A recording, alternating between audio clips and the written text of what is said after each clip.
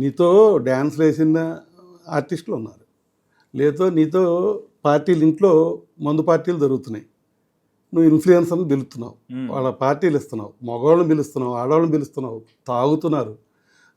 వాళ్ళు ముందు ఎక్కువయ్యాక ఏ అమ్మాయి అయినా ఆయన అడిగితే ఎల్లు మంచిదే, నీకు నీ భవిష్యత్తు బాగుంటుంది, నీ ఇన్ఫ్లుయెన్స్ ఉంటుంది అని చెప్పి నువ్వే వెళ్ళమని ఆడాళ్ళ దగ్గరికి వాళ్ళు నువ్వే వెళ్ళాడని అల్లరి చేస్తే అట్టగా నీ ఇంట్లో ఆడాలని కూర్చోబెట్టి ముందు తగ్గించలేదా సార్? భార్య అట్లా చెప్తారా? కాదు సార్, భార్య చెప్పదు. నీకెవరైతే నీకు అవసరం ఉందో ఒక ఇన్ఫ్లుయెన్సర్ పెద్దామి నీ మొగుడిని కావాలి నాకు బాగుండాడంటే ఏం చేస్తావు నువ్వు? పో అని చెప్పుద్ది. మరి వాళ్ళ పోమని వాళ్ళ అది కరెక్ట్. ఆ రోజుల్లో నువ్వు బాగున్నప్పుడు ఇదేమో రాంగు.